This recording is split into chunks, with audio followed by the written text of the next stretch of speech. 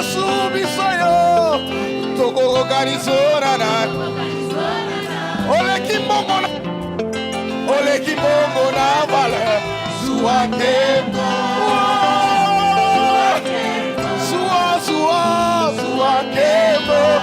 Suakembo toko kanisonana Ah, tilo bia biso toko kanisonana Ole ki wolo na vale Ole ki wolo na vale Ah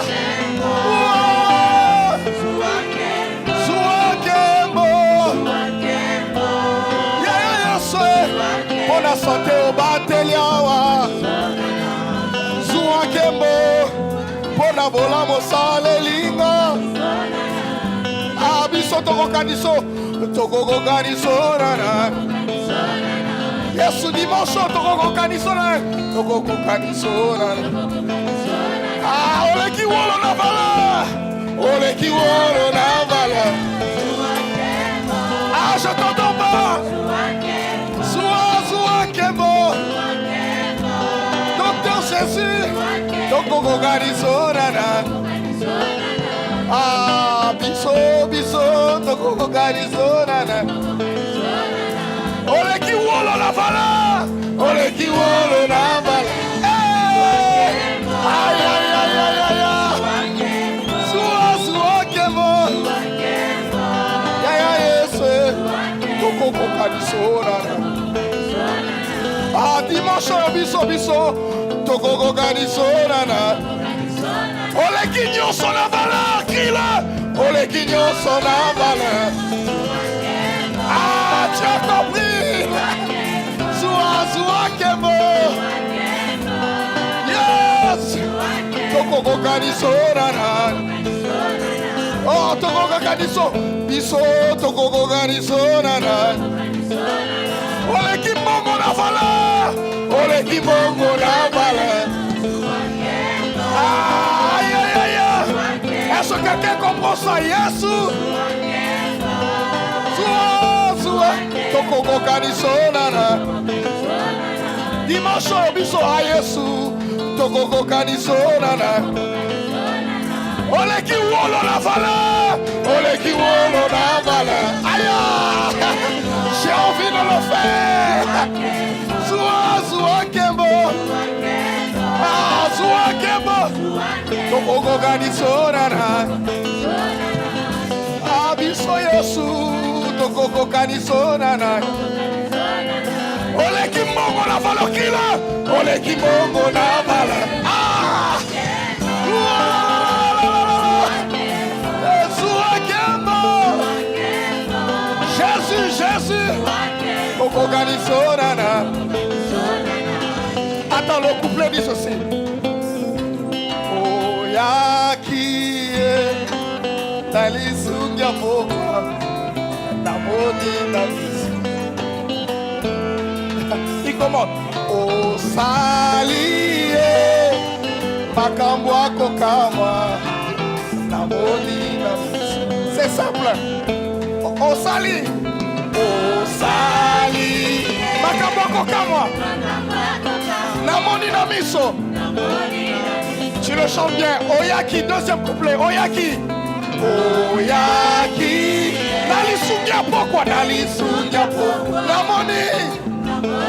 Ah oui on a compris maintenant est-ce que tu peux chanter avec moi Osali Makambo akokama Namoni na miso Oui est-ce que tu peux chanter Yesu oyaki Nalisungia pokwa Namoni na miso Oui on le fait une dernière fois Yesu oyaki Osali Makambo akokama Namoni na miso Yesu oyaki dilo oyaki Nalisungia pokwa Namoni Ah c'est pourquoi je chante ce dimanche Suakembo Ah tu as compris Yesu Suakembo toko kanisonana biso tokoko kaniso nana oleki nyonso na valeur kila oleki nyonso tu as compris mpona desembre na moni nakoko kaniso nana ese tokoko kaniso na nani tokoko kaniso nana oleki wolo na valeur ki oleki wolo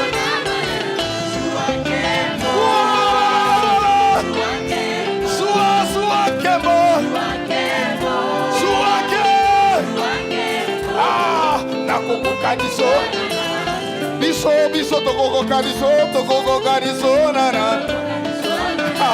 oleki nyonso na vala sa dimanche sans cette chanson ayazuake yesu tokokokaniso nanane mpona pulo pesi biso tokokokaniso nana oleki mbongo na vala oui tu as compris Zuakembo tokokokaniso nana tu as compris la chanson biso tokokokaniso nana bon on va faire le couplet sali makambo kokamo namoni est-ce que quelqu'un a vu nos miracles cette année oyaki nalisukia pourquoi namoni na miso quand les gens m'avaient oublié toi tu t'es souvenu yesu osali makambo bakoka namoni na miso tikala yemba oyaki yesu oyaki nalisuki namoni yango na miso. Est-ce que quelqu'un peut crier osali makambo kokamo namoni dis au voisin laisse-moi ayaki oyaki nalisuki namoni na miso. Quand les gens m'avaient oublié toi tu étais là yesu osali makambo j'ai vu ta main j'ai vu ta grâce oui oyaki na pokwa na tango bato babosani oui namoni yango zuakembo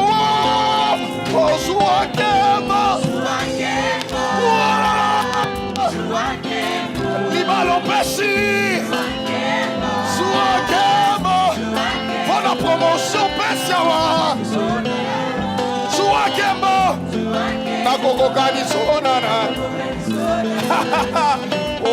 biso tokokokaniso nana oleki valeur kila oleki nyonso na valeur ayayayaya yesu zuakembo ololo kokaniso nana biso tokokokaniso nana biso tokokokaniso nana oleki wolo na valeur oleki wolo na valeur ayayayayaya yesu zuakembo nakokokaniso nana. On va chanter avec l'église. Zoua Kembo. Jérémie reste. Zoua Kembo. Oui, tu chantes bien. Tokoko kaniso nana. Biso lelo. Tokoko kaniso nana. Oleki wolo na valeur. Oleki wolo na valeur. Oui, chante-le. Yesu zuakembo papa yesu tokokokaniso nana biso tokokokaniso nana biso tokokokaniso nana avec la musique oleki nyonso na valeur oleki nyonso na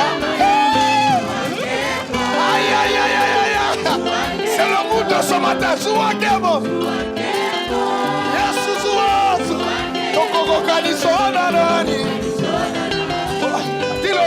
Oh, Biso, Toko Kanisona Nani. Ce matin, Biso, Toko Kanisona Nani. Natongwa lelo nyonso sali Toko Kanisona Nani. Libala baproche salisi Toko Kanisona Nani. Masumo limbisi Zambe Toko Kanisona Nani. Toko Kanisona Nani. Biso Toko Kanisona Nani. Toko Kanisona Nani. Oh Toko Kanisona Nani. Ole kinyo sona vala. Yesua. Zua. Reçois. Chaprada la brade kepelebe. Il est telebe la cause palabaya. Zua kembo. Est-ce qu'il y a quelque chose qui pousse dans ton cœur? Est-ce qu'il y a ce charbon qui a fait monter la prière? Est-ce qu'il y a ce souvenir qui se réveille maintenant? Est-ce qu'il y a des choses que tu as dit à Dieu? Il y a sa main que tu as vue. Il y a sa grâce que tu as vue. Il y a sa force qu'il a exprimée. Ta prière ne va pas sécher. Ta prière va monter ce matin. Est-ce qu'on peut prier en esprit pendant un moment? Est-ce qu'on peut prier avec l'esprit? Oui, Dieu aime ça. C'est 70 ans de prière. C'est 70 ans de mouvement spirituel. Où un homme reconnaît son Dieu. Chakato palabaya. Où tu comptes comment Dieu a séché tes larmes. Où tu te souviens d'où tu serais tombé. Dieu t'a épargné. Regarde ses bontés. Oh mon âme. Souviens-toi de l'Éternel. Souviens-toi de chaque bienfait. N'oublie aucun.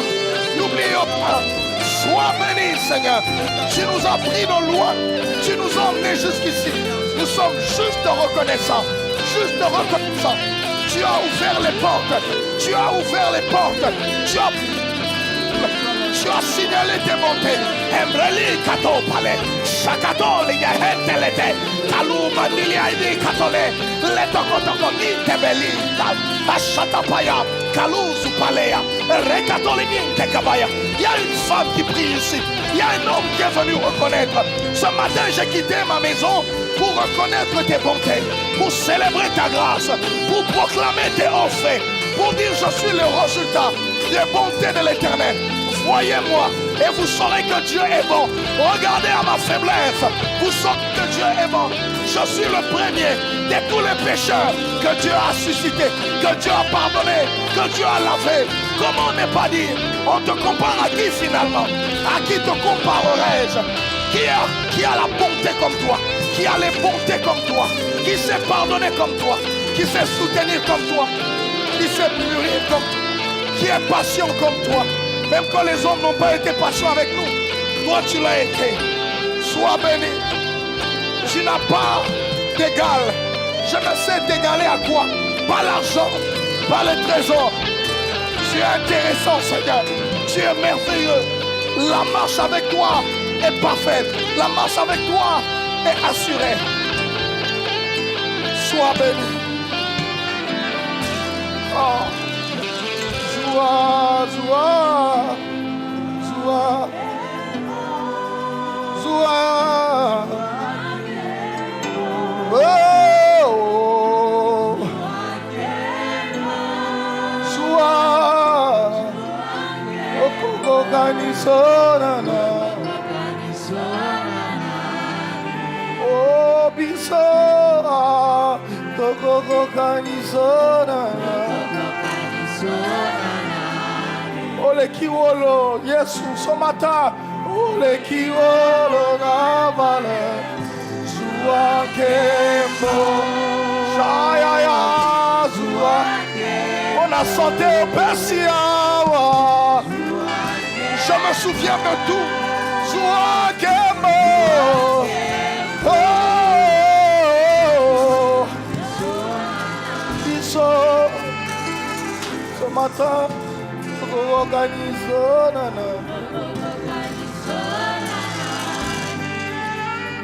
Ah, laisse ton peuple t'acclamer, Seigneur.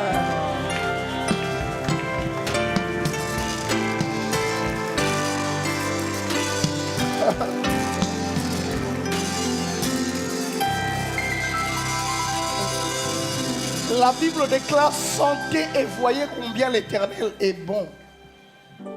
Est-ce que tu peux saluer ton voisin et dire: l'Éternel est bon pour moi, l'Éternel est bon pour toi? Une bonne parole à ton voisin. Que Dieu soit glorifié ce matin. Sois béni, Seigneur. Merci pour ta sainte et bonne présence. Merci pour ta main. Sois béni. Père, nous voulons, Seigneur, que cette atmosphère te donne gloire. Nous voulons que tu gardes le ciel ouvert, tel les anges sont en train de les déclarer. Et ensemble avec nous, nous voulons faire un culte vivant, t'offrir un culte spirituel, car cela t'est agréable. Merci, Seigneur, de parler à la vie de quelqu'un. Merci de changer la courbe de la destinée de quelqu'un. Seigneur, 1000 ans est comme un jour et un jour comme 1000 ans à tes yeux. Ainsi, je crois que autant les choses que tu as dites depuis janvier peuvent se réaliser en un instant, en un clic. Ce matin, déclenche les promesses en faveur de quelqu'un. Ce matin, relève une âme abattue. Seigneur, visite-nous. Parle-nous, Seigneur. Au nom de Jésus-Christ. Amen.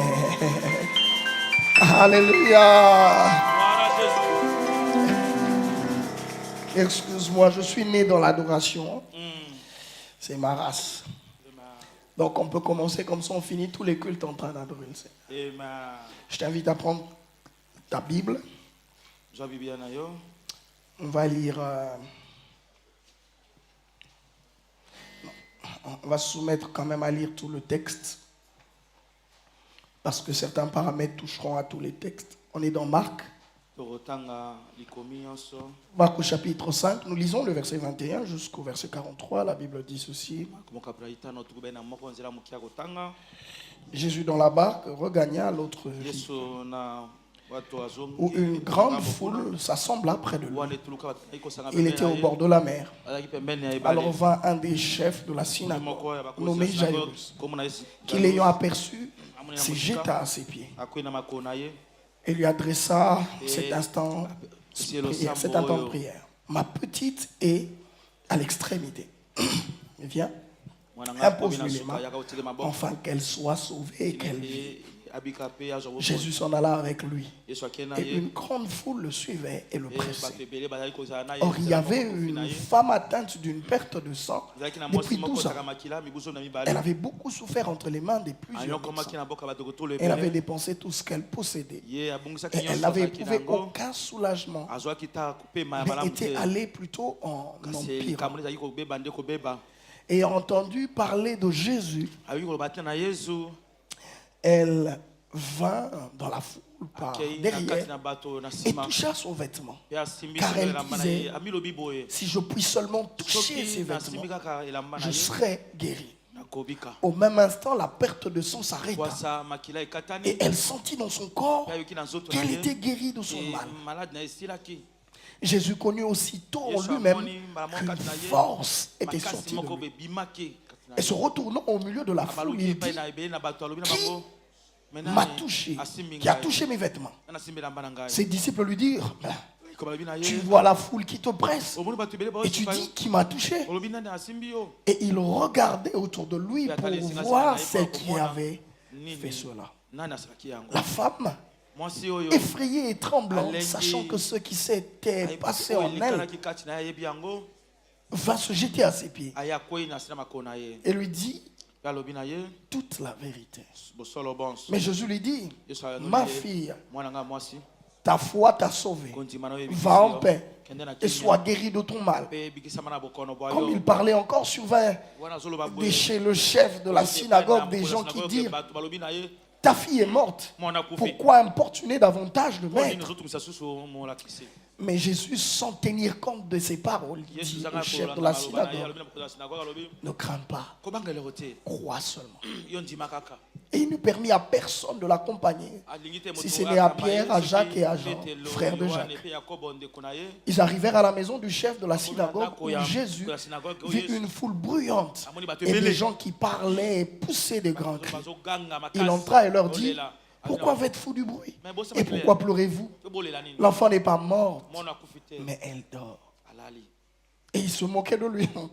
Alors, ayant fait sortir tout le monde, il prit avec lui le père et la mère de l'enfant et ceux qui l'avaient accompagné, et il entra là où était l'enfant. Il l'a saisi par la main et lui dit: Talita Kumi, ce qui signifie jeune fille, lève-toi, je te le dis. Aussitôt la jeune fille se leva et s'est mise à marcher, car elle avait 12 ans, et il fut dans un grand étonnement. Jésus leur adressa une forte recommandation pour que personne n'ait su la chose. Et il dit qu'on donna à manger à la jeune fille. Amen. Que le Seigneur nous bénisse. Alors qu'on acclame, on sera Seigneur.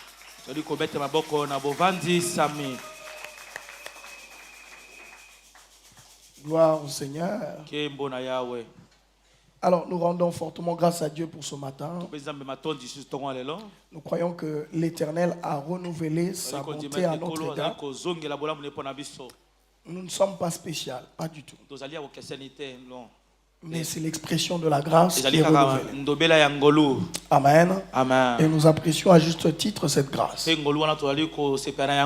Et à toi qui es venu ce matin, je prie que la bonne main de l'Éternel te fasse du bien. Amen. Que tu ne sortes pas ce dimanche tel tu es entré. Qu'une donnée soit rajoutée à ta vie. Amen. Que la maison de ta foi, la maison de ta destinée soit construite par ces faibles paroles qui sont tirées de ma bouche. Alléluia. Alors laissez-moi très vite célébrer le Seigneur pour les orateurs qui ont défilé cette semaine, notamment le pasteur Freddy et le docteur Rebot. Est-ce qu'on peut acclamer le Seigneur pour ses grâces? Même toi qui n'étais pas là, acclame quand même, acclame. Ce n'est pas grave, on sait que tu travailles. Tu n'étais ni sur internet, ni en présentiel, parce que tu travailles. Que le Seigneur te fasse grâce. Parce que ça sera difficile de dire vraiment ce que le pasteur Freddy a dit. Et surtout très difficile de diluer ce que le docteur a dit. Et nous bénissons le Seigneur parce que c'était juste un autre niveau.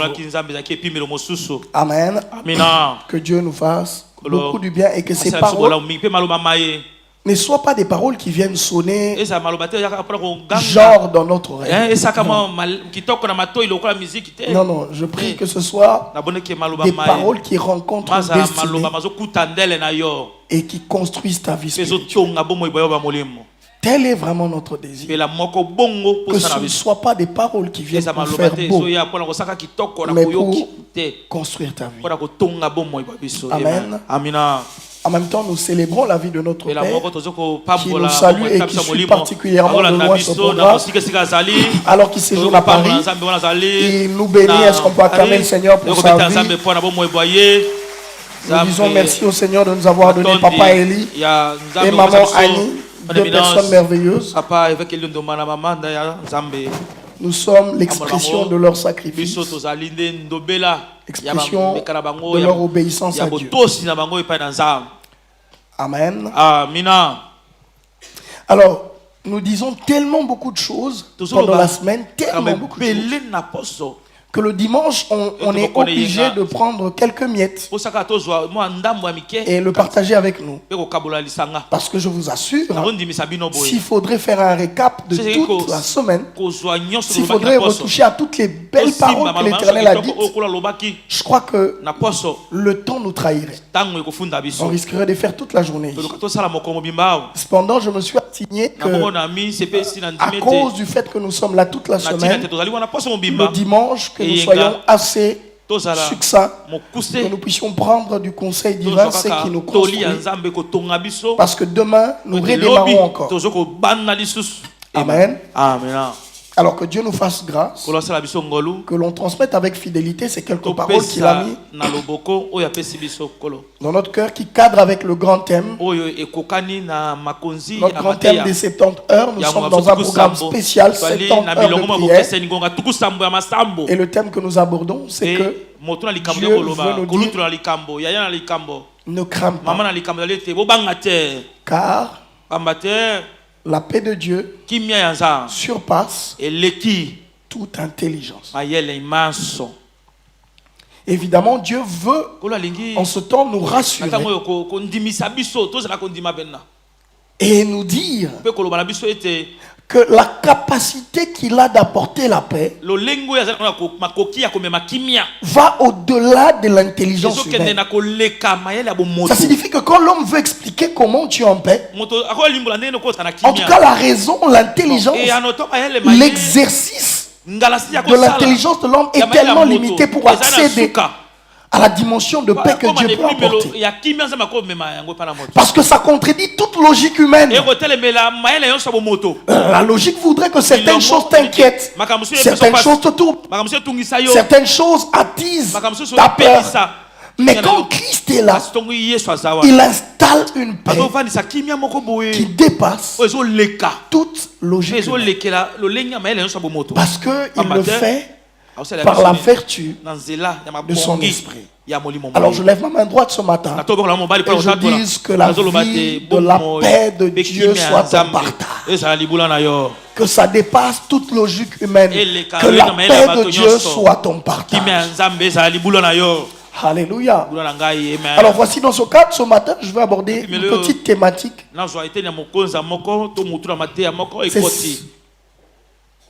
C'est celle-ci. Lève-toi et agis, car cette affaire te concerne.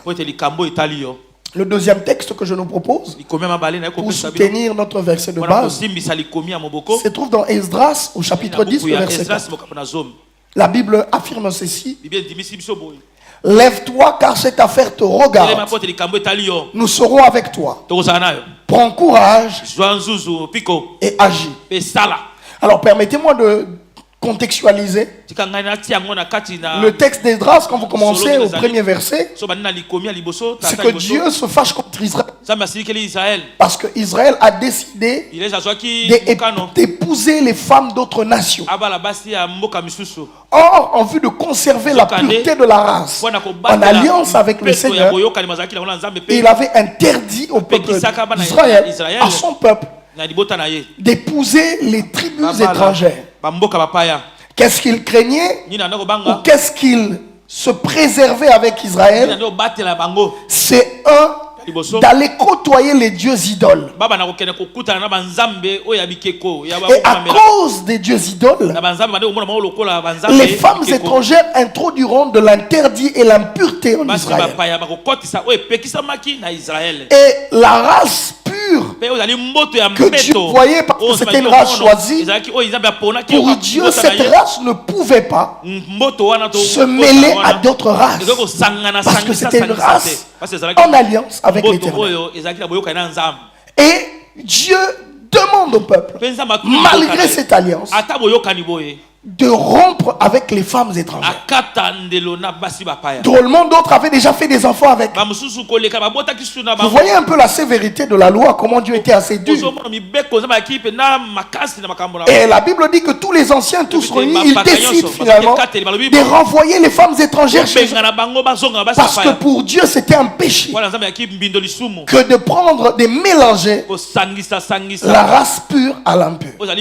La race qui n'était pas en alliance avec Dieu voyait cette race comme une race impure. Il voulait conserver la race soumise à lui, parce que à l'époque il y avait plusieurs dieux, plusieurs idoles, mais Israël avait un seul Dieu, et c'était l'Éternel Jéhovah. Amen. Et c'était tellement difficile de prendre une décision. Et Esdras, conduisant les peuples, était face à une pression, un dilemme. Mais finalement, les sages du peuple et les grands viennent et disent, Esdras, nous avons péché contre l'Éternel. Et Dieu est fâché contre nous. Et il veut que nous puissions, les autres femmes, renvoyer les étrangères. Et prends courage. Agis. Lève-toi. Cette affaire te regarde aussi. Nous serons avec toi. Prends courage et agis. Ici, la Bible est en train de nous montrer la portée ou l'importance d'agir face à certaines situations. De se lever et d'agir. Parce que ce matin, je veux te dire qu'il y a une inaction qui peut détruire ta vie. Est-ce que quelqu'un me comprend? Quelquefois, le fait de ne pas agir peut être coupable et même redevable. Amen. Je répète ce que je dis.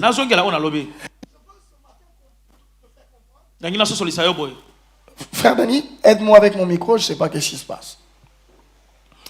Alors, je veux te faire comprendre vraiment que dans la vie chrétienne,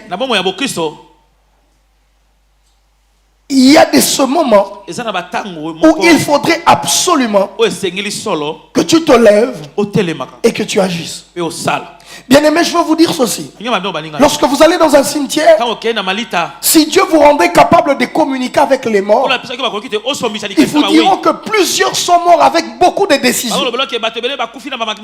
Plusieurs sont morts avec beaucoup de projets. Malgré leurs projets, ils sont quand même morts sans avoir réalisé cela. C'est pour nous dire ceci, que le temps qui nous est vraiment imparti pour agir et influencer, c'est pendant que nous sommes réellement vivants. C'est pendant que tu bouges. Tant que tu es vivant, frère, tout peut encore changer. Je répète, tant que tu as le mouvement, tant que tu as la respiration, il est possible que ta vie prenne un autre mouvement. Tant que tu peux encore te lever, même si tu n'as rien, même si tu es fini, même lorsque les hommes t'abandonnent, tous te laissent seul. Si ils te laissent vivant, la Bible déclare, même un chien vivant vaut mieux qu'un lion mort. Or, tous nous craignons le lion parce qu'il est la figure d'autorité, la figure du roi, la figure du fort, la figure du redoutable. Mais la Bible nous dit que ça ne sert à rien d'être lion quand tu es mort, parce que même un chien peut aboyer et faire fuir le danger. Mais un lion mort, quelle que soit la portée du danger, il est inefficace pour apporter un changement. Alléluia. Est-ce que quelqu'un est avec moi? Est-ce que quelqu'un est en train de me comprendre ce matin? Ainsi, frère, je veux te montrer par le texte qu'on a abordé que tout ce qui a fait la différence avec toute la foule part d'une décision, mais n'est pas restée une décision qui a été mise en action. Alléluia. Part d'une prise de conscience à l'action. Part du fait que cette dame réalise sa situation et décide de ne pas fataliser. Non, de ne pas fataliser, de ne pas dire que c'est la fin. Donc si je ne bouge, je suis déjà parti. Non. Non. Alléluia. Ben on va comprendre cela. Mais je veux que tu notes parce que c'est vraiment le résumé de ma prédication. Frère, bien aimé, il y a de ces choses qui se passent dans ta maison, dans ta famille. autour de toi qui impose que tu puisses forcément te mettre debout et que tu agisses. Frère, il y a de ces situations, si tu n'agis pas, il n'y aura pas de changement.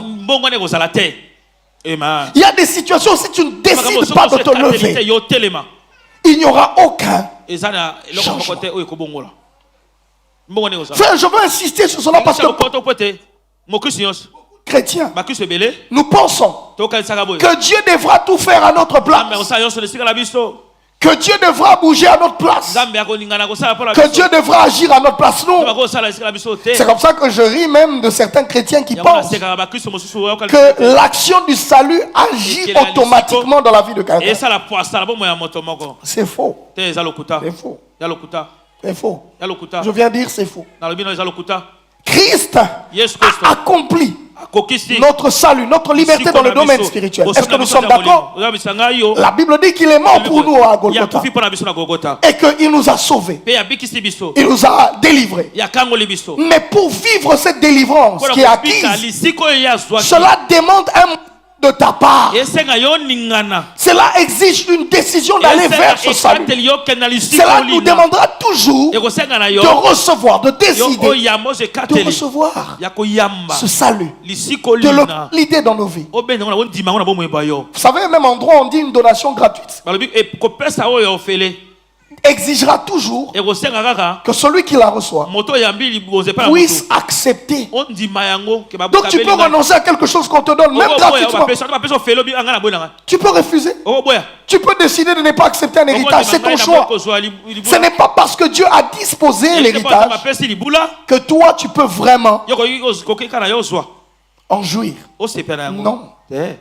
Il faudrait que tu saches comment.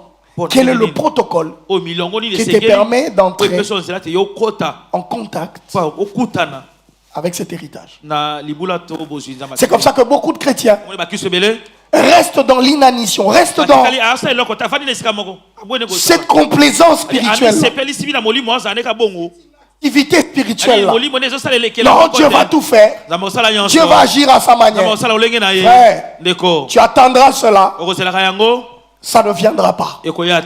Parce que cette histoire de Marc 5 nous montre les types de personnes qui ont décidé de bouger les réalités présentes, qui ont décidé de secouer des réalités qui ont traîné, qui ont cru que tant qu'ils sont vivants, l'histoire peut être narrée différemment. Un deuil peut être transformé en fête. Un deuil peut être transformé en miracle.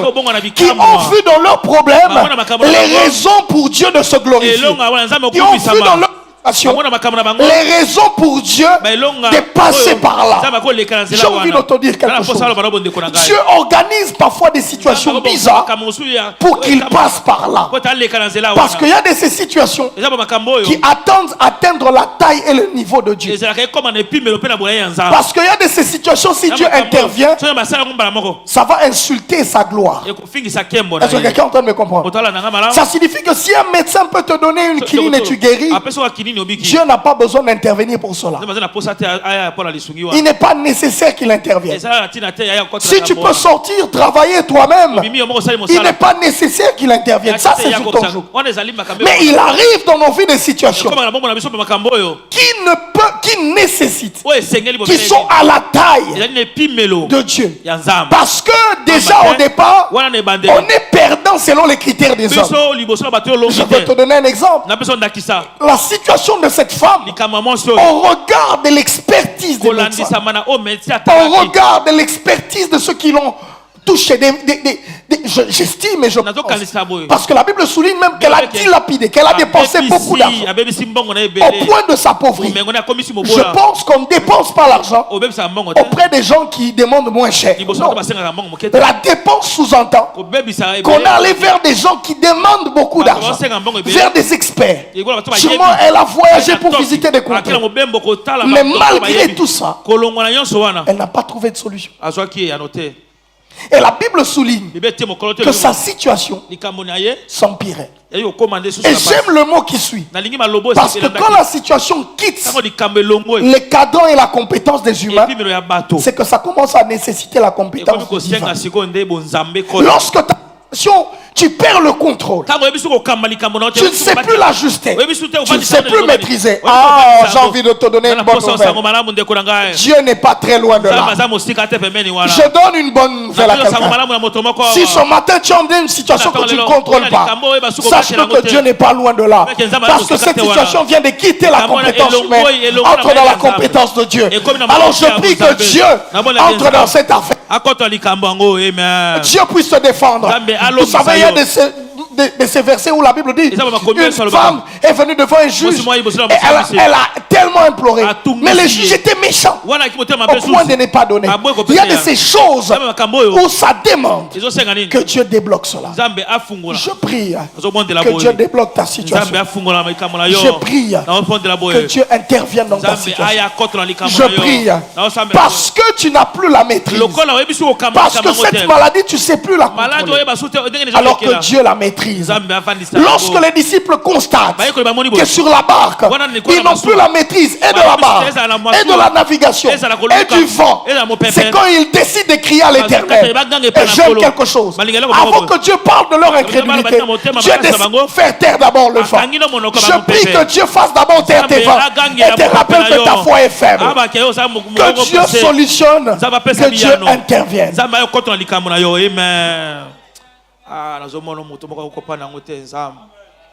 Oh. Est-ce que quelqu'un est en train de me saisir? Amen. Je sais vraiment pas combien d'années ça a pris. Mais je viens te rassurer que quand la situation se dégénère, ça prend la taille de Dieu.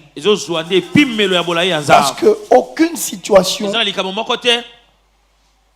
Dieu n'en perd le contrôle. Il n'y en a pas. Alléluia. Mais qu'est-ce qui se passe? C'est qui empêche le mouvement d'arriver. C'est qui empêche l'exaucement d'arriver. C'est qui empêche le ciel de se déclencher. C'est notre inaction. C'est notre paresse. C'est notre complaisance. Alors je vais aller vous citer ce matin quelques causes qui font que tu restes inactif face à des situations qui doivent bouger. Alléluia. Tu prends ton stylo, tu écris la première cause de l'inaction. C'est la peur. Je vous assure, bien aimé, on ne définira pas assez la peur. Chacun peut se prêter une définition de la peur. C'est quoi une situation qui te rend incapable d'agir, une réalité qui mate tes actions, la peur de l'inconnu. Je ne sais pas quelle est la définition que tu prêtes à la peur. Mais j'ai envie de te dire ceci déjà d'emblée. Frère, la peur est un sentiment normal. Alléluia. Pourquoi on revient toujours sur la peur? Parce que la peur est une situation, un sentiment normal. Un humain qui n'a pas peur, c'est étrange. Frère, qui n'aura pas peur que quelqu'un lui menace, il te dit, ton patron te dit, tu vas perdre ton boulot. Et d'ailleurs, j'active l'action pour te chasser. Parce que toi, tu m'amènes des choses de Dieu ici. Je vais te chasser. Qui n'a pas peur de perdre son boulot? Qui n'a pas peur de se retrouver au chômage? Qui n'a pas peur de ne plus prendre la charge de sa famille? Tu es père de 3 enfants. La peur va t'embraser. Frère, qui dans sa famille, on dit, il y a un oncle qui domine spirituellement. Il a bouffé ta première grande soeur. Il bouffe la deuxième. Et tu vois que toi, tu es la troisième. Qui n'aura pas peur? Dites-moi, qui n'a jamais eu peur au milieu de nous? Le problème, ce n'est pas d'avoir peur, non. C'est d'être capable de la contourner, cette peur-là. De mater cette peur-là. Parce que, frère, la peur va te garder dans l'inaction. Écoutez, la femme était face à des principes juifs qui disaient qu'une femme impure ne peut pas se présenter au milieu des hommes. Parce que c'est un signe d'impureté. Et si elle se présente par témérité, elle mérite d'être lapidée. Qui n'aura pas peur? Alléluia. J'ai envie de te dire que la beauté du miracle, c'est aussi malgré ta peur d'aller chez les pans de la robe de Jésus. C'est pas que tu as peur, tu avances quand même. Tu as peur, mais tu vas jusqu'à tout. Parce que c'est ça que Dieu attend de nous. Au-delà de la peur, agir malgré la peur. Frère, Abraham est contemporain. Il a plus de 100 ans. Avec une femme qui est doublement ménopausée. Et Dieu vient lui dire que tu auras un enfant. Mais qui n'aura pas peur de cela? Qui ne craindra pas, frère? Dites-moi. Parfois, quand on raconte ces histoires, on a comme l'impression que c'est pour endormir des enfants. C'est pour raffermir notre action. Est-ce que quelqu'un me suit? Je viens de dire à quelqu'un ce matin, parfois les gens qui disent il ne faut pas avoir peur, ils le disent pour dire, parce que eux, face à certaines situations, ils tremblent. Frère, allez-y, vous imaginez un père qui dort avec sa famille et il entend boum boum. La porte commence à frapper, ouvre. Ce sont des bandits. Tu as des enfants qui sont jeunes. Tu as des petites filles. Quel parent n'aura pas peur? Même si tu es père, tu vas regarder les autres, mais tes pieds seront en train de trembler. Oui, c'est moi le père, mais tu trembles quand même. Parce que ça peut être peut-être la dernière journée, les derniers instants de ta respiration, ils peuvent tirer sur toi. Combien on n'a pas vu des pères sortir comme ça, au péril de leur vie? Il sort comme ça, on tire sur lui et après on viole ses enfants. Vous n'avez pas entendu ces choses-là? Et dis-moi, qui ne va pas avoir peur? L'humain a ses sentiments parce il est tridimensionnel. Il y a une dimension de l'âme. Face à certaines circonstances, la peur s'active. Et jamais un homme va dire peur vient. Non.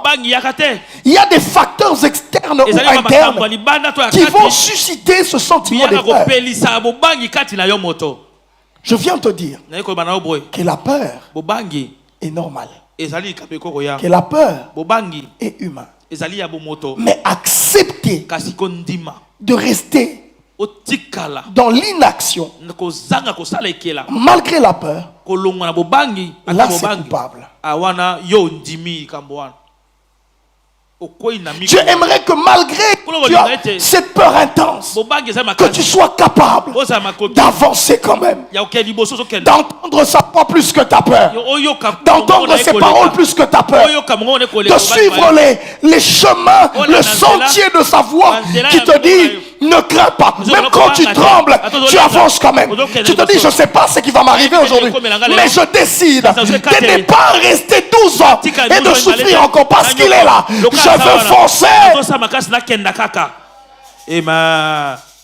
Je ne veux pas à cause de la peur des hommes. Vous savez, les hommes sont drôles. Les hommes peuvent nous mettre dans une forme de peur afin de nous empêcher d'agir. Vous voyez, c'est Bartimée qui route. Et Jésus passe. Il commence à crier, Fils de Dieu. Vous savez, les hommes disent quoi? Ben tais-toi. Tu déranges les maîtres. Tais-toi. Et s'il a peur des intimidations des hommes, il fait quoi? Il se tait. Et qu'est-ce qui se passe? Le miracle passe. Mes amis, même quand ils sont en train de crier, tais-toi. Même quand ils disent que toi, tu n'as pas de chance. Même quand ils disent que Dieu ne peut pas te regarder. Toi, continue à crier. Amen. Amen. Et vous savez, les humains sont des professionnels en pronostic. Ils peuvent déjà t'enterrer pendant que tu es encore vivant. Ils peuvent déjà décréter ta mort. J'ai vu des médecins qui disent en tout cas, il lui reste 10 minutes. En tout cas, parler avec ces 20 minutes qui lui restent. Et après cette personne qui a fait 20 minutes, Dieu a contredit les 20 minutes. C'est devenu toute une vie. J'ai envie de vous dire, accepter l'inaction, c'est décider de mourir au départ. C'est décider, accepter la peur. C'est décider de passer à côté de ton miracle. Alors ce matin, malgré ta peur, trouve la voie de Dieu. Excusez-moi. Trouve la voie de Dieu. Qui te dit ne crains pas. Ne crains pas. La deuxième chose. Et vous savez, vous voyez même, lorsque on lit la Bible, dans Matthieu 25, au verset 24, vous voyez la parabole des talents. Il y a celui qui n'a rien fait, qui est enterré. Mais quand on lui pose la question, mais pourquoi tu n'as pas... Il dit non, j'avais peur. Parce que lui, il sème là où il n'a pas vanné. Parce que lui... Frère, tu as des talents. Tu as des choses multiples. Et tu ne fais rien avec. Parce que tu as peur.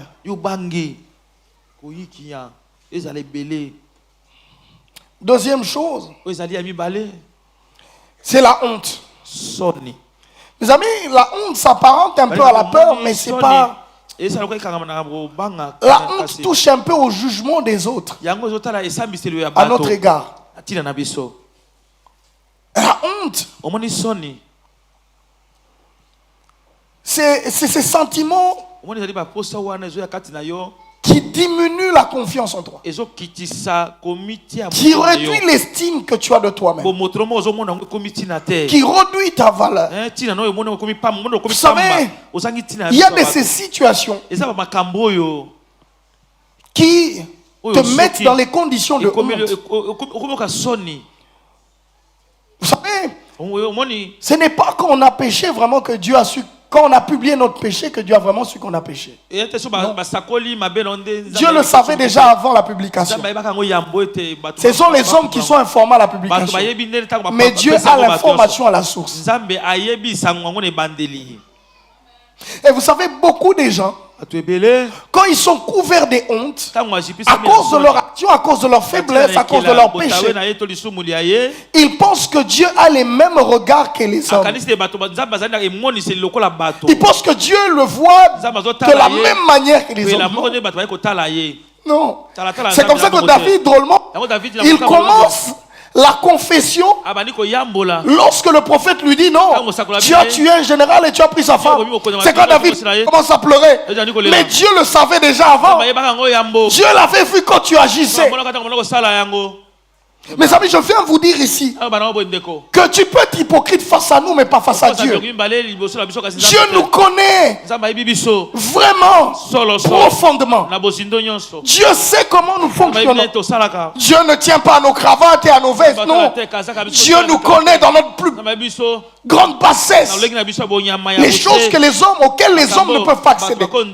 Ta petite case là, de la bêtise. Dieu la connaît.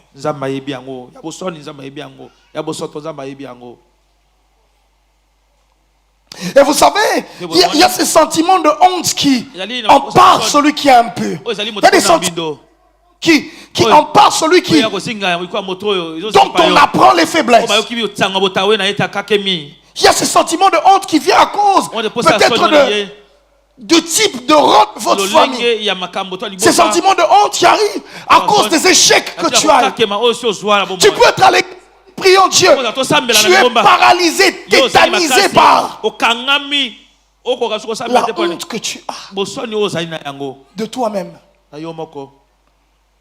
C'est pas quelqu'un qui a déjà ressenti ça. J'ai discuté avec une jeune dame qui servait le Seigneur et après, à cause de ses erreurs, on l'a engrossée vraiment servante. Grossesse, parce qu'il y avait un frère spirituel qui l'avait raconté des bobards. Et voilà. Ça touche à elle, ça touche à la réputation de ses parents. Et je vous assure que cette dame, va pour enfanter, elle a drépanocytaire. Donc les frères aventuriers là étaient même incompatibles avec elle.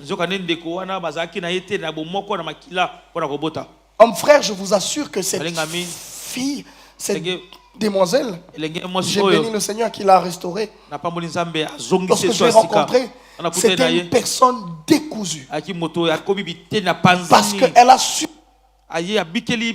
les jugements des hommes.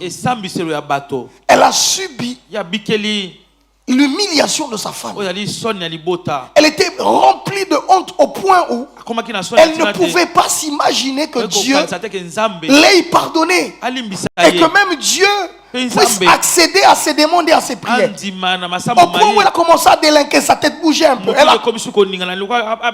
au fait, drôlement, ces gens-là, qu'est-ce qu'ils font? Vous allez les voir là où il y a beaucoup de bruit, là où il y a beaucoup d'ambiance. Ils vous donnent l'air d'être contents. Mais c'est pour effacer le bruit de leur honte. C'est pour diminuer les bruits de leur humiliation. Et il s'est dit, je m'en fous. Non, c'est pas qu'ils s'en foutent. Quand elle rentre à la maison, même l'ivraie s'arrête. Parce que sa honte revient. Parce que son humiliation revient. Parce que quand elle entre, elle voit ces trépanos là. Elle se sent dans toute l'humilité. Quelle honte. Sale. Indigne. Et je dis, frère, parfois la stratégie du diable, c'est de nous briser par la honte et la culpabilité des réalités que nous avons. Et quelquefois on peut être ici, on dit Dieu va t'emmener, Dieu va visiter. Tu es inactif à cause du poids de ta honte.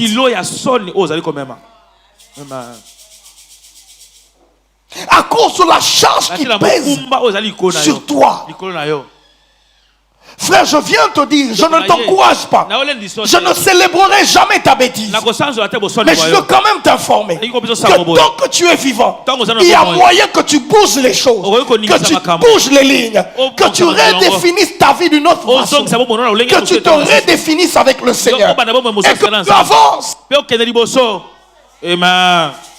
Il n'y a pas quelqu'un qui m'a dit Amen. Que tu avances. Jamais on va acclamer cela. Il faudrait que je souligne ceci. Le fait que Dieu parle de grâce, ce n'est pas un compromis pour affirmer la bêtise. Ce n'est pas un moyen pour valider le péché. De la grâce sans équilibre commence à encourager les péchés, soutenant qu'il y a un bassin de grâce. À chaque fois où tu fais tes bêtises, il y a un bassin de grâce. À chaque fois il y a un bassin de grâce. Je veux te dire ceci. Oui, le bassin de grâce existe, mais les traces et les conséquences de tes fautes, Dieu ne les efface généralement pas. Parce que Dieu ne va pas tuer un enfant. Parce que toi tu allais attraper une grossesse, non? Il peut te pardonner, il peut te faire évoluer, mais il ne va pas tuer cet enfant. Voyez-vous un Kuluna qui est en train de voler? J'ai vu un autre là qui... Et qu'on a crié voleur, il a sauté du deuxième niveau par terre. Il était venu marchant, il est rentré à quatre pattes.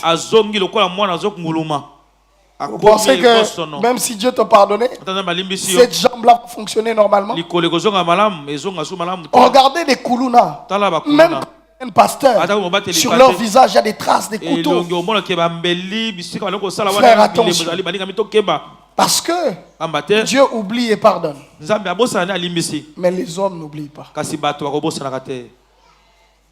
Non, les hommes n'oublient pas. C'est un mensonge. Les hommes n'oublient jamais. Même quand ils te font croire qu'ils ont oublié, ils n'oublient pas. Même il y a certaines personnes qui pensent qu'après leur bêtise, la vie est revenue normale. Ils ne se sont jamais excusés, ils n'ont jamais réparé. Ils se disent, ah papa, limbisana les quatre comme non. On y va. Non, ils n'ont pas pardonné. Seulement ils te donnent une seconde chance. Ils n'ont pas oublié. Et c'est ce que Dieu fait. Lui, il pardonne et il oublie vraiment. Mais il te donne une seconde chance. Il dit, femme, où sont ceux qui voulaient te lapider? Ils ne sont plus là. Alors je te pardonne. Mais va et ne pêche plus. La grâce de Dieu doit être... La grâce de Dieu doit être vue comme l'occasion de mieux faire. Comme un départ à zéro. Pas comme...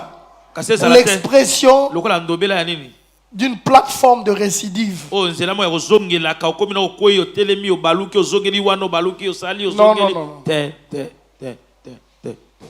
Alléluia. Est-ce que ça parle à quelqu'un ce matin?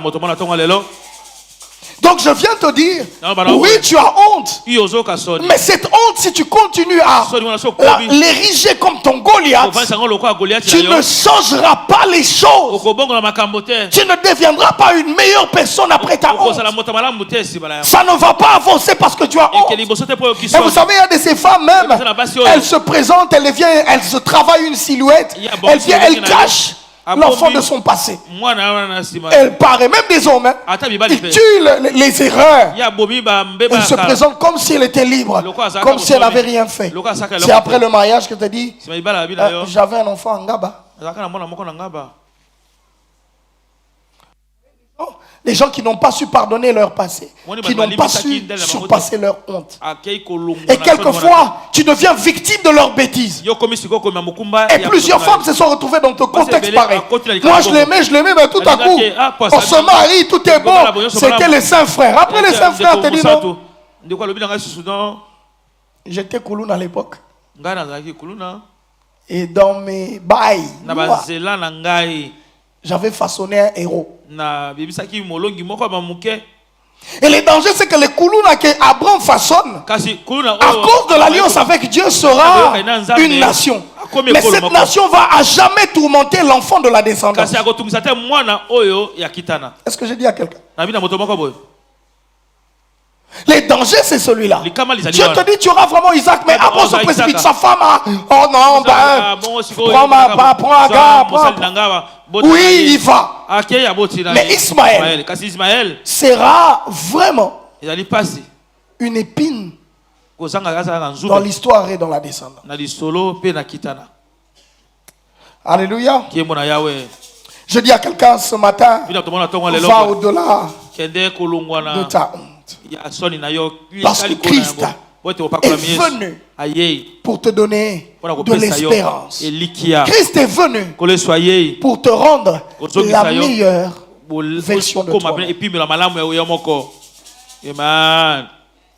La troisième chose qui pousse à l'inaction, cette cause qui suscite le fait que tu ne bouges pas, c'est la paresse. Frère, il y a beaucoup de gens, et quand vous lisez tous les versets des Proverbes, Proverbe 10 au chapitre 4, Proverbe 10 au verset 4, Proverbe 19 au verset 15, Proverbe 24, 33. Lorsque vous lisez tout ce texte de Proverbe, vous verrez comment la Bible a en horreur les paresseux. Frère, il y a certaines personnes qui ne créent pas de mouvement avec Dieu à cause de leur paresse.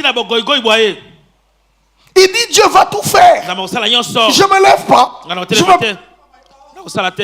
C'est le travail de Dieu. Lui va s'arranger pour mettre la nourriture dans ma bouche. Il croupit dans la pauvreté. Mes amis, tu n'as pas choisi de naître dans une famille pauvre. Mais tu peux choisir de mourir toi-même pauvre. Je répète. On ne choisit pas la pauvreté de la famille dans laquelle on est né. Non. Mais on peut choisir de demeurer pauvre. Est-ce que quelqu'un me comprend? Frère, peut-être que tes ascendants ont heurté une colonne de la malédiction, ont heurté une colonne de la pauvreté, ou ils ont tourné le dos au principe de la richesse. Mais tu n'es pas fatalement condamné à cela.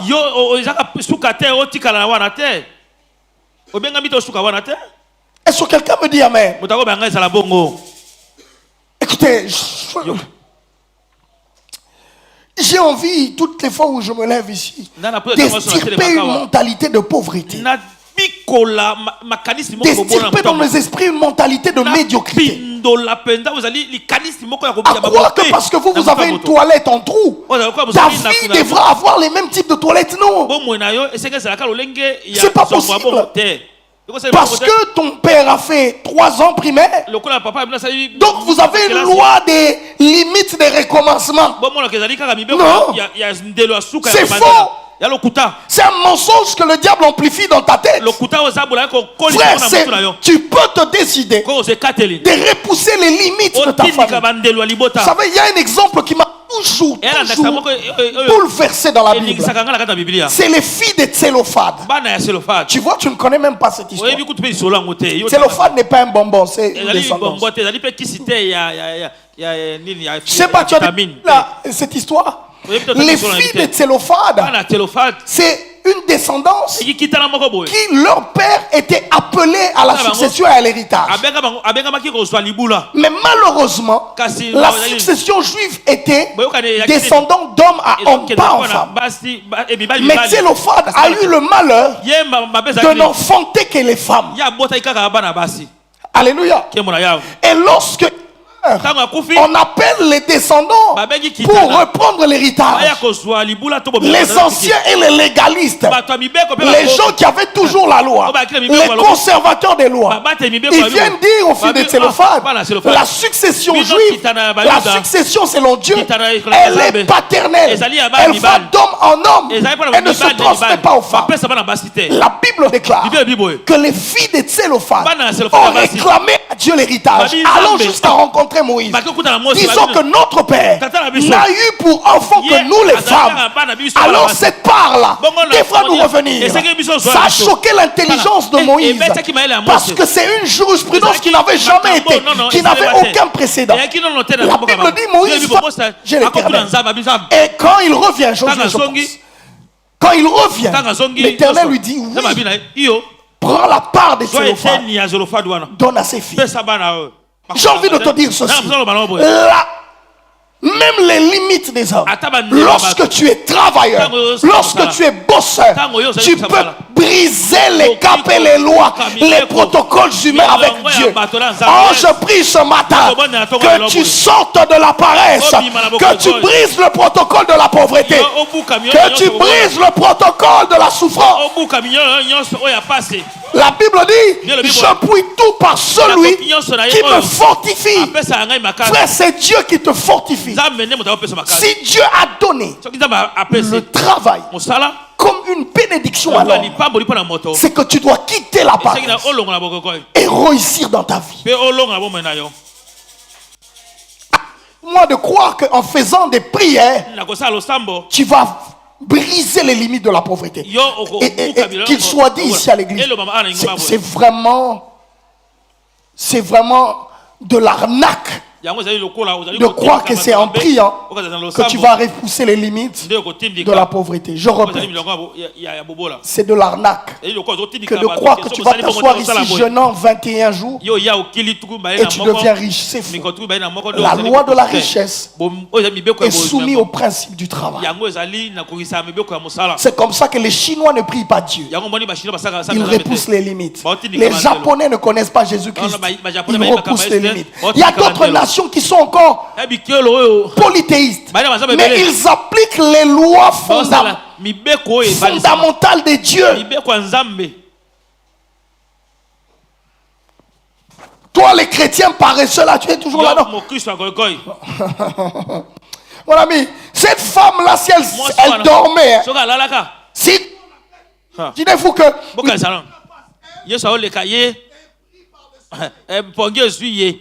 emballé par le sommeil, sous sa couette. Frère, il y a des situations dans la vie qui doivent t'arracher le sommeil et la paresse. Est-ce que je peux redire ça? Amen. Il y a des situations dans la vie qui doivent t'arracher le sommeil et la paresse.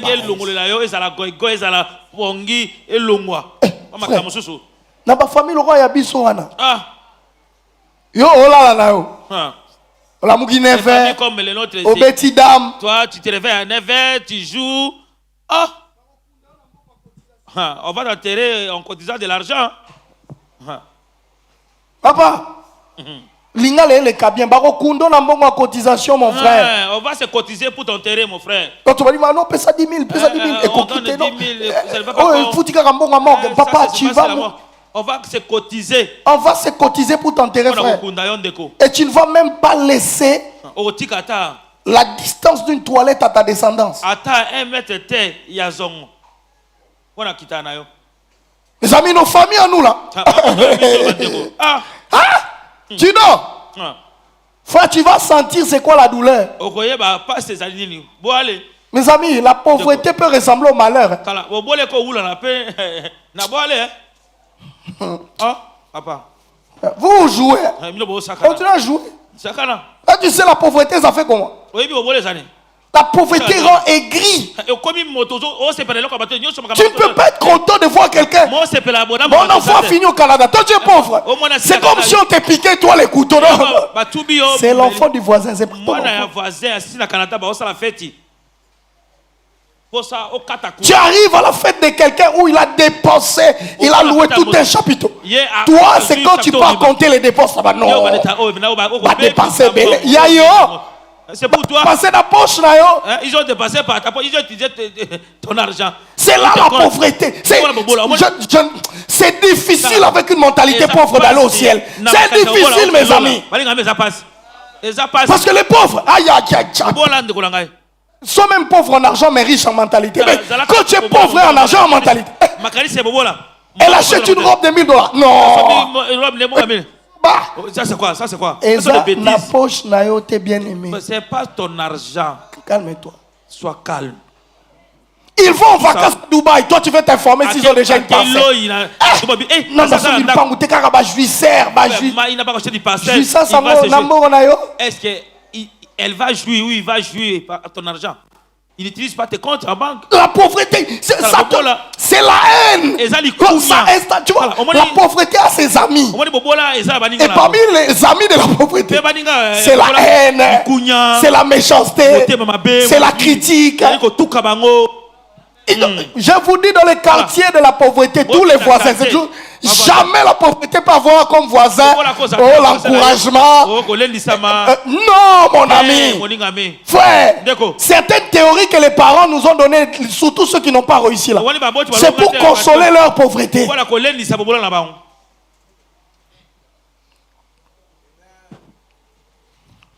Je ne veux même pas entrer dans la sociologie africaine. Même beaucoup de coutumes qui se combattent. C'est parce que les uns étaient les travailleurs des autres. Tu vois, chez nous, on était des chefs et ils étaient des travailleurs.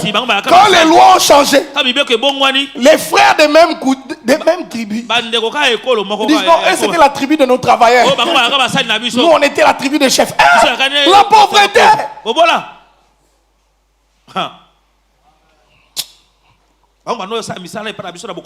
Ici, la pauvreté, quand on dit non, qui peut donner? Dès que tu vois quelqu'un donner $1000, ton cœur est abîmé parce que c'est ton loyer des ans. Tu as calculé déjà $1000 avec ma maison de $25. Frère, ce n'est pas ton argent. Bien aimé, calme-toi, s'il te plaît, que la paix du Seigneur soit avec toi. Ce n'est pas ton argent.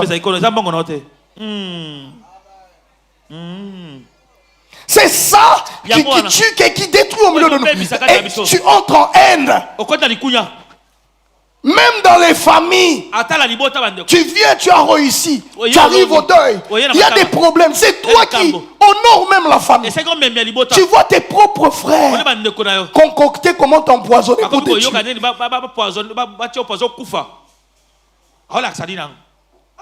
Tu vas au village. Toi, tu viens de l'Europe, tu n'es pas habitué à des tracasseries moto.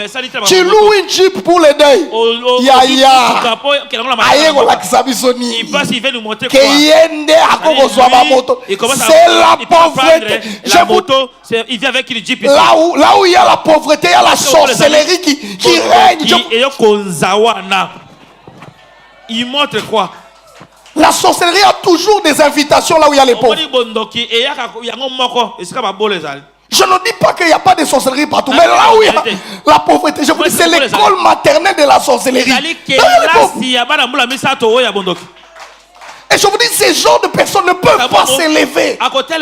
Et tu vois des paresseux qui font rien, mais qui critiquent les actions des autres. Mes amis, que la paresse ne soit pas ton partage. Je prie que Dieu brise la paresse. Mes amis, il y a de ces choses qui t'endorment. Ta visitation va passer là. L'inaction, l'une des causes, c'est la paresse, mes amis. Beaucoup de chrétiens sont devenus inactifs et ne savent pas saisir leur miracle, ne savent pas tenir Dieu. Et vous savez, les proverbes disent que les paresseux disent qu'il y a les lions à l'extérieur. Donc quand il veut sortir, il dit, je ne sors pas 4 heures. Il m'a 4 heures. Mais les cours commencent à rentrer. Pendant que toi tu dors, il y a un autre monsieur qui, malgré les cours là, il a peur. Mais il sort le matin, il dit, moi je travaille loin.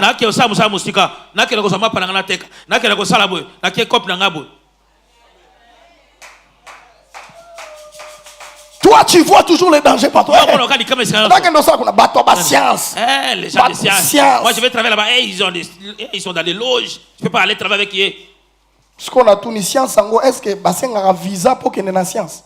Est-ce qu'on demande vraiment les visas pour aller faire les fétiches? Va là-bas, on va voir si tu vas émerger. Parce que tu penses que c'est facile pour là-bas. Tout est démoniaque pour celui qui... Le paresseux.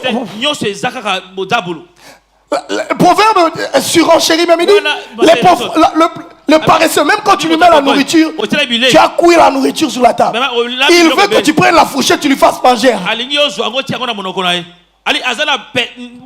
on dit, Dieu est là, il opère. Au lieu de prier, de t'activer. Ah, tu es assis là. Il a gêné. C'est comme ça qu'on tombe entre les mains des aventuriers qui viennent détruire nos vies. Et l'une des dernières causes, c'est le contentement coupable. C'est une cause qu'on ne remarque pas, mais le contentement coupable est un renard qui détruit. Le contentement coupable, c'est cette femme qui a souffert depuis 12 ans. Et solution. La situation va en s'empirant. Le seul moyen pour soulager sa conscience, elle se dit non, c'est la volonté de Dieu. Dieu a voulu que je souffre. Seigneur, pas moi, je vais aller à toi, que je meurs en moi. Tu, bien aimé, tu seras mort, on va t'attirer. Frère, Dieu n'attend pas de contentement coupable. Dieu attend des actions, même quand la chose s'empire, même quand les situations sont compliquées. Dieu attend de toi que tu te lèves et que tu agisses. Ce matin, j'ai dit, lève-toi, agis contre ce qui t'arrête. Arrête de dire que non, la maladie de mon père ici, Dieu est d'accord. Non, si tu as jeûné 3 jours, va un peu. Peut-être que 10 jours va briser cela. Va un peu à 21 jours. Va toquer aux portes. Oh non. En ville, il faut. Recommander Kaka. Recommandation. Oyebi ko koma Tito va à l'école te yo so ba recommander. Je ne sais pas écrire Tito accueilli Kelasi. Ah. Tu ne sais pas écrire Tito va à l'école, mais c'est toi là qui es dans les contentements. Papa, zongue la classe, on a qui trichait. Toi, tu triches à l'école. Va étudier. Ça, le diplôme, on dit rien. Toi, tu as le diplôme, mais tu n'as rien. Tu ne sais pas écrire. Tu n'as rien dans la tête. Et là, on a monté ça. C'est devenu un nom. Kaka, soki ozana tata moko sunga eza lukuta. Non, c'est faux. Batu bisu ba uta kamboka ye chiki asilisi bu. Opportunité ka moko. Papa c'est babi loba. Papa alobi François dirait muta uta Belgique. Il vivait la Belgique. Et puis directement on les prend, on l'embauche. Yom to kol na Kinshasa ata François Pamba. Tito va aller. Tito accueilli Kelasi. Azozo ngapeloi. Oyebite. Papa va au marché. Tata accueilli Zando. Et indeli okomo toka poko papa va au marché. Yo wano fongoli biso bizambe ba démon ya famille na biso. Il y a limitation. Yo moko izoba. Toi-même tu ne connais rien. Mes amis, ne jouez pas avec votre destinée et votre vie. Parce qu'après ça, on devient des misérables par contentement. On dit non, c'est Dieu qui a voulu qu'on soit. Dieu ne veut pas ton... Dieu n'écrit pas en petit la vie de celui qui l'a créé. Non. Dieu ne l'écrit pas en malheur. Non. La Bible dit Dieu est venu pour nous donner la vie. Et la vie en abondance. Amen. Frère jeune, toi qui triches là, ne nous dis pas demain que votre famille a des liens. Toi qui blagues avec les études, quand les gens étudient, toi tu manges des spaghettis derrière là-bas. Les gens étudient, toi tu passes jouer à la play. Voilà. Toi tu veux devenir riche avec Paris Foot. Grand parieur. Tu suis les matchs même jusqu'à 2 heures. Au lieu d'étudier, toi tu es en train de, avec ton petit papier, tu es en train de lier les Ronaldo, Mbappé. Au 21, c'est là 21, on est c'est là. Et puis le matin, tu as une crise de tension. Qu'est-ce qui se passe? Mbappé Chagité. Non, c'est quelqu'un à 21, vraiment. Oh, cheval, on a tabli ma belle, cheval.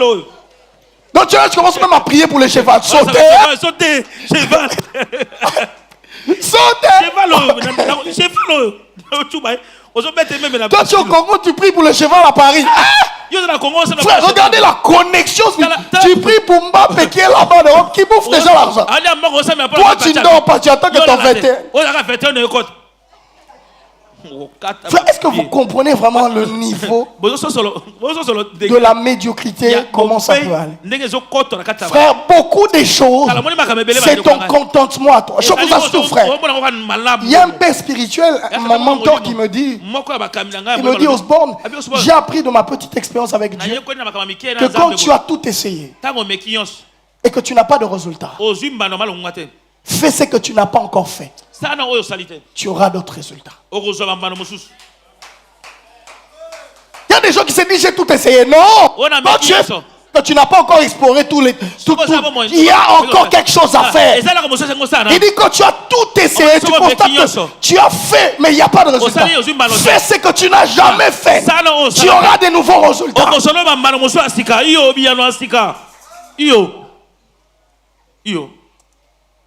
Les amis, ces causes peuvent te rendre inactif. On vient citer beaucoup de versets ici. On vient vous faire une théologie exalée. Ces petites choses, ces petits renards, si tu les négliges en ta vie, ils peuvent créer des grands dégâts. Ce matin, le Seigneur, lève-toi et agis. Je veux citer très vite 2 conséquences ou 3. On va s'arrêter là. Les conséquences quand tu acceptes ces causes et que tu t'assieds sous la peur. Excusez-moi. La honte. Le contentement coupable, la paresse. Les conséquences sont tragiques. Parce que imaginez-vous que ce jour-là, Jésus-Christ soit passé et que cette femme n'ait pas bougé. Que cette femme ne soit pas allé au-delà de son problème. Ne soit pas allé à l'action pour saisir son miracle. Sa situation serait en train de s'empirer. Vous savez pourquoi il y a des situations récurrentes et qui s'empirent? C'est parce que tu es inactif, ou soit tu agis de la mauvaise manière. Parce qu'il y a d'autres qui se disent qu'ils sont actifs, mais qui jouent au football avec les règles du basket. C'est pas mon sujet de ce matin. Parce que la Bible nous parle de combattre selon les règles.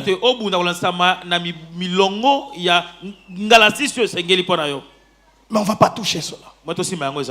Ce matin, je viens te dire que s'il y a des situations récurrentes qui ne bougent pas, qui ne changent pas, qui s'empirent, c'est parce que toi tu décides de ne rien faire.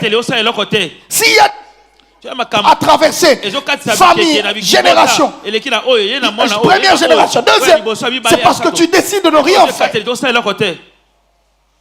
Isaac arrive face à des puits. Il commence par réparer les puits que son père a fait. Et quand il finit par réparer, la Bible dit chaque trou qu'il faisait créait une dispute. Créer une dispute. Créer une dispute. Qu'est-ce qu'il fait? La Bible déclare qu'il décide d'aller au loin. Il va très loin de là où il avait creusé. Il a vraiment travaillé. Mais chaque fois où il travaillait, dans les trous de son père, il y avait des gens qui venaient disputer cela. Il décide d'aller faire son propre trou. Il va, il fait le puits. Il l'appelle Rehoboth en disant: l'Éternel m'a mis au large. J'ai envie de te dire, si tu as travaillé sur l'héritage, où tu as des choses des familles qui créent des disputes, qui créent des liens, les familles, ma famille, ça te limite. Sors. Mon c'est Abikok, ça deviendra un pays, ça deviendra. Et comment éviter? Pas pourquoi Dieu me ramène à cela. Beaucoup de gens sont bloqués à cause des choses des familles, des parcelles des familles. Tu t'emmènes même des malheurs et des misères sur tes enfants à cause des choses des familles.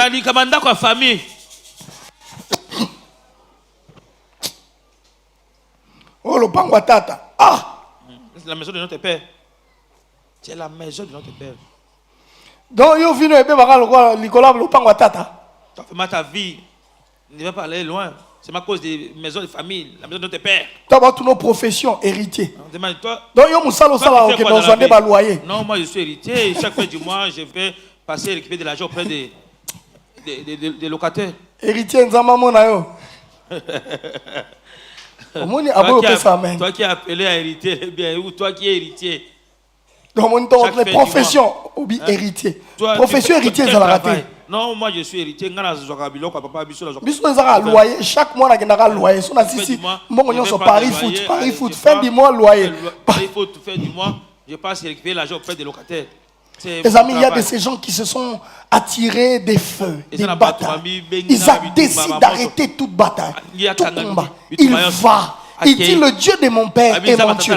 On peut se précipiter les biens, mais on ne va pas se précipiter la grâce et le sang. On ne peut pas arracher ça. Si Dieu a visité mon père de la même manière, il est capable de me visiter. Je dis à quelqu'un ce matin: arrête de te battre avec des choses qui créent des pertes. Va avec le Dieu de ton père. Va avec la force. Dans ton sang là, il y a une race d'alliance. Tu bâtis d'être plus que lui. Comment ça avant?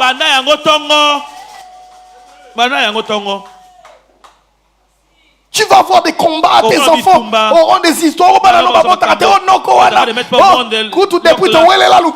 Depuis qu'on s'est disputé la parcelle là, voilà ce qui est arrivé. On était parti voir les voyants. Voilà comment il nous a bloqué. Écoutez, je ne dis pas que l'héritage n'est pas un droit. Non, je ne dis pas ça. Mais je dis que quand ton père a commencé cet héritage, il n'avait pas d'héritage. Il l'a créé. Sans qu'on se batte, sans qu'on le combatte.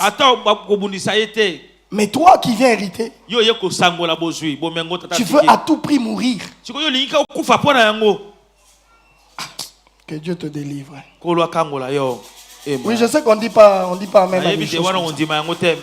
Mais en fait, je veux te dire que ton attitude crée la persistance et la récurrence. Deuxième chose, c'est la souffrance. Frère, tu n'as pas idée quand tu as honte, tu es inactif, tu es paresseux, comment tu vas souffrir. Il y a certaines souffrances, c'est nous-mêmes. Imaginez, nous sommes en prière, frère. On dit que Dieu est là pour tout le monde. Mais toi, tu attends toujours que quelqu'un mette la prière dans ta bouche. Pendant qu'on dit parle, lis-toi, il y a la vie. Toi, non. Toi, tu attends que quelqu'un d'autre prie à ta place. Je dis même à quelqu'un, note ceci, qu'il y a un niveau où les prières des parents ne peuvent pas te sauver. Job offrait l'autel, mais lorsque le diable a réclamé la vie des gens, ses enfants n'avaient pas d'alliance personnelle avec le Dieu des gens. S'il y avait un enfant qui avait appris à bâtir son autel pour l'éternel, Dieu allait dire épargne Job et cet enfant-là. Mais parce que leur sécurité n'était que papa. Quand on a touché papa, on a détruit tout. Et le diable a réclamé les enfants et les enfants sont partis. Frère, il est temps que tu apprennes. Merci. Je m'excuse.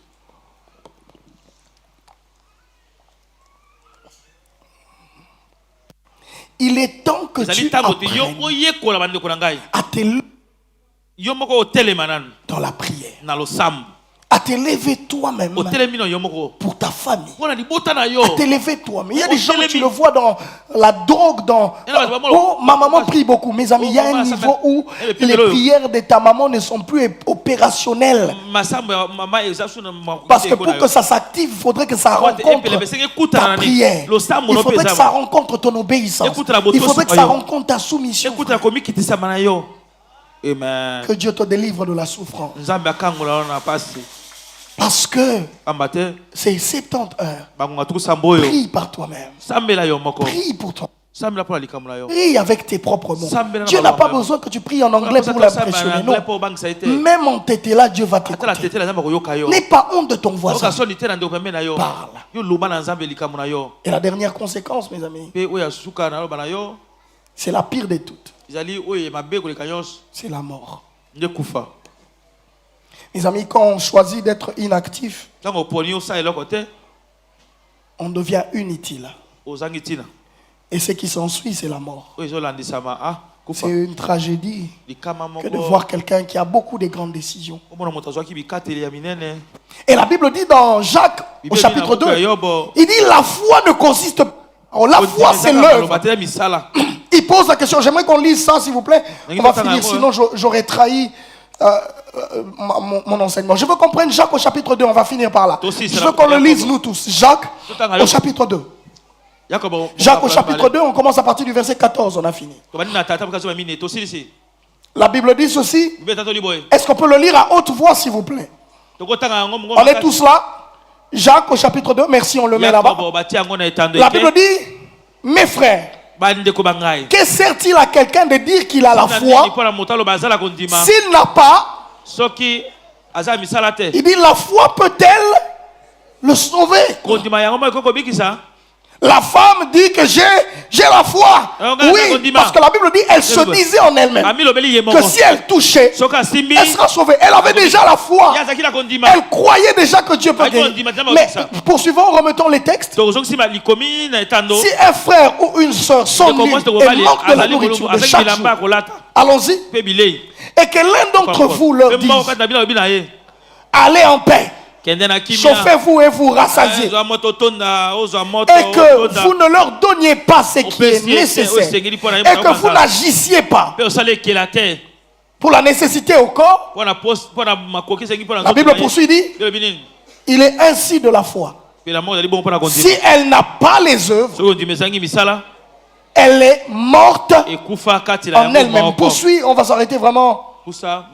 Poursuit, la Bible dit, Mais quelqu'un dira,